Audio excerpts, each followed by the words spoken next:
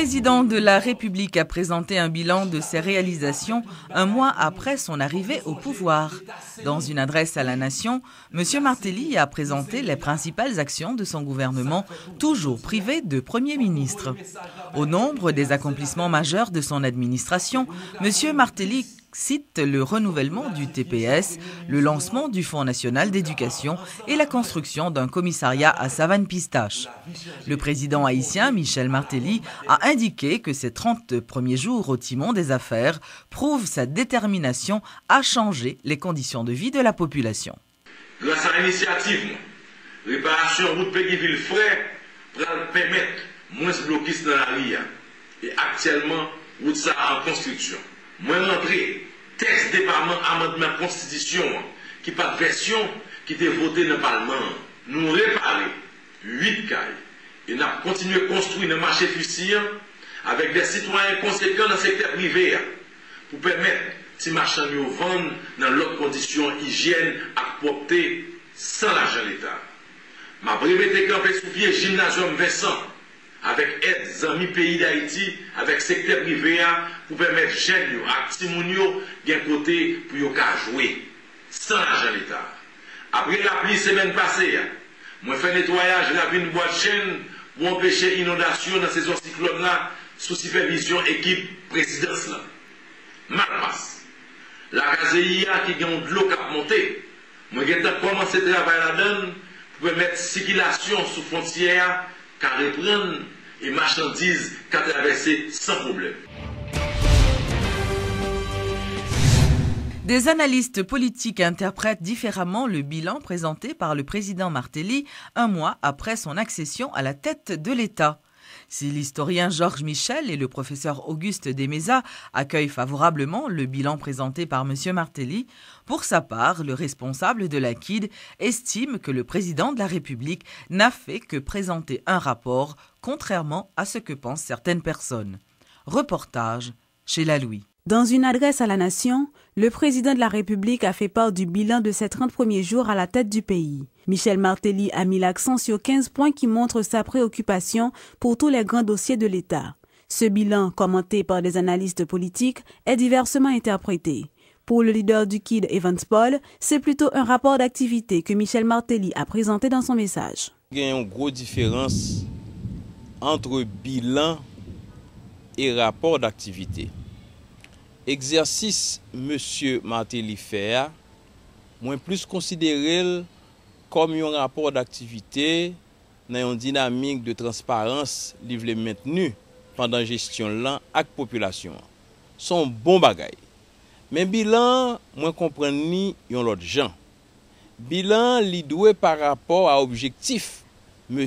Martelly fixel par rapport à promesse li te fait population. De son côté, le professeur Auguste Desmezas salue les actions menées par le président de la République. Il va même jusqu'à féliciter Michel Martelly pour son énergie et sa ferme volonté à travailler. Toutefois, M. Desmezas nous parle de ses préoccupations.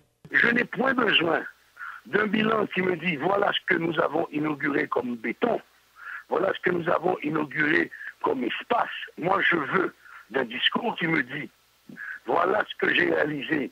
Voilà les rencontres que j'ai eues avec les différents acteurs. Je suis arrivé à une trêve avec eux et voilà la vision que nous voulons développer. Deuxièmement, j'ai encore une autre inquiétude. Ce refrain, repris en maintes occasions par M. le Président de la République, sans l'argent d'État. D'où vient cet argent? À quelles conditions cet argent a été donné? Et dans quelles conditions cet argent a été perçu? Ça, j'ai des questions. On ne parle pas d'une fondation, on ne parle pas d'un organisme de charité. On parle du chef de l'État, qui est l'incarnation même de la morale et de l'éthique de la République.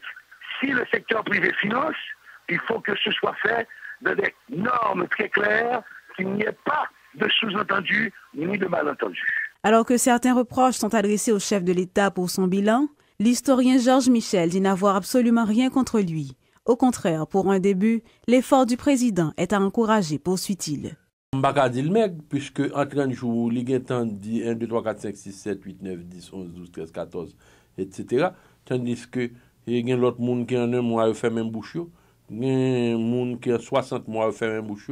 Il n'y a pas qu'à dire, mais ça me fait, mais ça me pas fait.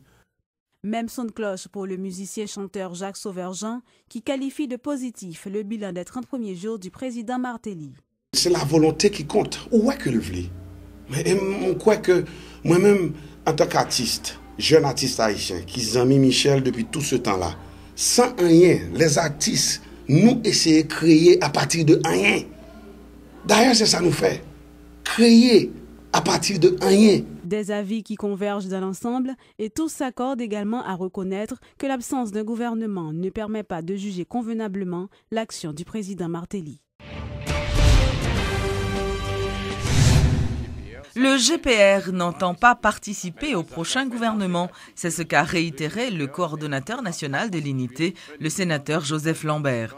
Monsieur Lambert a une nouvelle fois fait remarquer que le groupe de parlementaires du Renouveau n'envisage pas de barrer la route à monsieur Rouzier, moyennant que les pièces de ce dernier soient conformes aux exigences de la Constitution. On ne peut pas dire que monsieur Rouzier sera Premier ministre, parce qu'on est au stade d'analyse des pièces que l'unité soumettent par la commission. La commission n'a pas analysé les pièces.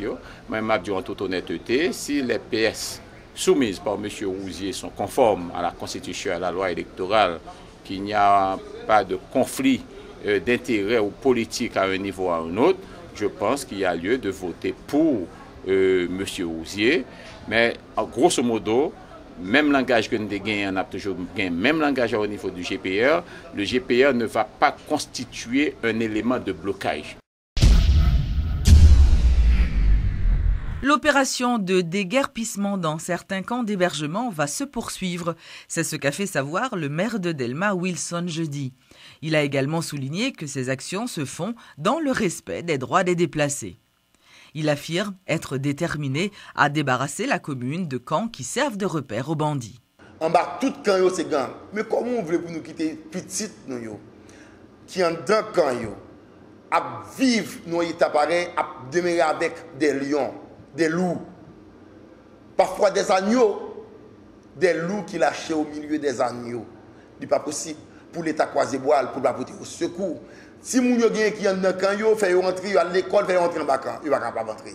Qui est-ce qui empêche yo même mon équipe gang qui en bacan yo. On croit que c'est rôle l'État. Pour l'État prendre responsabilité. L'État pas quitter bandit à faire courir. Ce n'est pas possible. Le ministère des Affaires étrangères a procédé à l'ouverture de la consultation nationale en vue de la participation d'Haïti au processus de l'examen périodique universel du Conseil des Nations Unies pour les droits de l'homme en octobre prochain. C'est au Caribbean Convention Center qu'a eu lieu ce jeudi 16 juin la cérémonie de consultation nationale relative aux documents permettant à Haïti de participer à l'examen périodique universel EPU.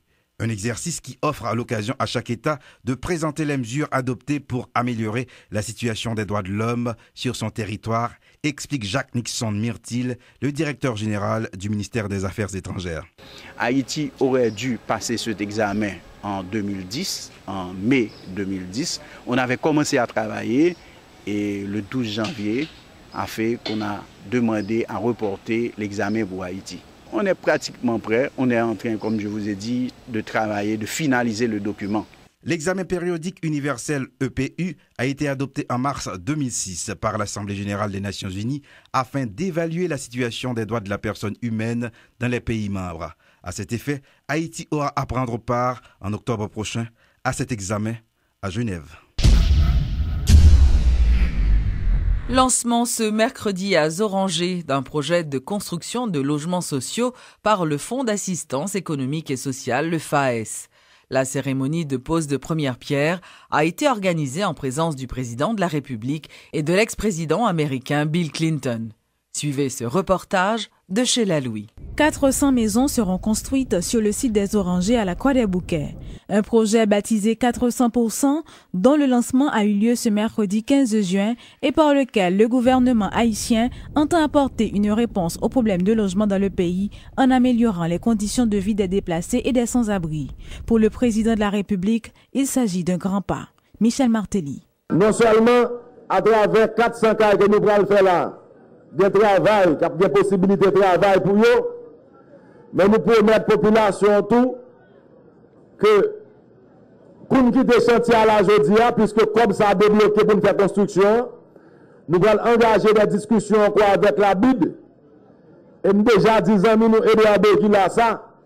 Nous allons engager une nouvelle discussion côté que pendant la bâti là, pour nous commencer à vendre l'argent, pour nous mettre des espaces commerciaux, côté nous allons faire business là tout. Côté nous allons faire dépôt, côté nous allons faire local pour faire commerce. Parce que Liban pour bailler moun yo côté pour y habiter, mais faut qu'on baille côté pour y travailler, tout faut créer job. Ces 400 logements seront construits sur une superficie de 6,8 hectares, selon le standard et les conditions exigées, fait remarquer le directeur du Fonds d'assistance économique et sociale, FAES. Ce projet s'inscrit dans le cadre du programme de soutien au plan d'intervention dans le secteur de l'habitat. Sur le site des Orangers, 60 maisons pilotes sont déjà construites en vue d'une exposition qui aura lieu au cours du mois de juillet. Un gage de pleine réussite du projet pour le coprésident de la CIRH, l'ancien président américain Bill Clinton, qui parle d'exemples à suivre pour les bailleurs de fonds.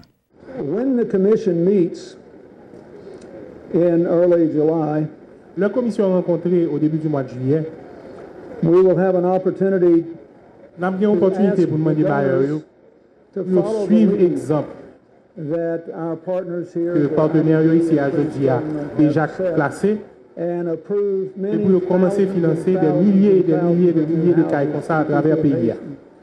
Nous que l'autre caille qui va construire suive l'exemple que nous établis Jodi. Nous question ça projet ça promettre nous peut construire au moins 325 cailles dans 100 jours. Nous promettons qu'il y a créé de nouveaux standards dans le financement Kaisayo et dans le renforcement de la communauté qui voit autour de Kaisayo.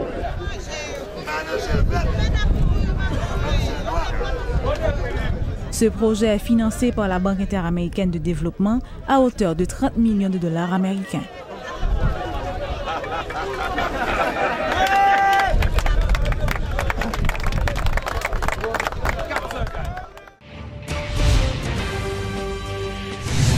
La 17e édition de Livre en folie aura lieu ce week-end.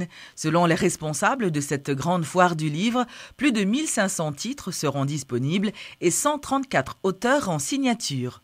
Suivez Guy Supplice de la Unibank. 17 ans depuis que la Unibank, avec le Novelis, fait la promotion du livre haïtien. Livre en folie sera offert à partir de lundi aux internautes du monde entier, que ce soit les internautes d'Haïti ou de l'étranger. Ils pourront dès le 20 sur l'adresse www.unibankhaiti.com ou www.livreenfolie.com participer et acheter les livres qui leur feront besoin, mais également à partir du 23, donc le jour même de l'événement, Livre en folie sera également offert dans les 16 succursales de la Unibank en province, donc une présence qui sera dans les 10 départements géographiques, et y compris à l'île de la Gonave.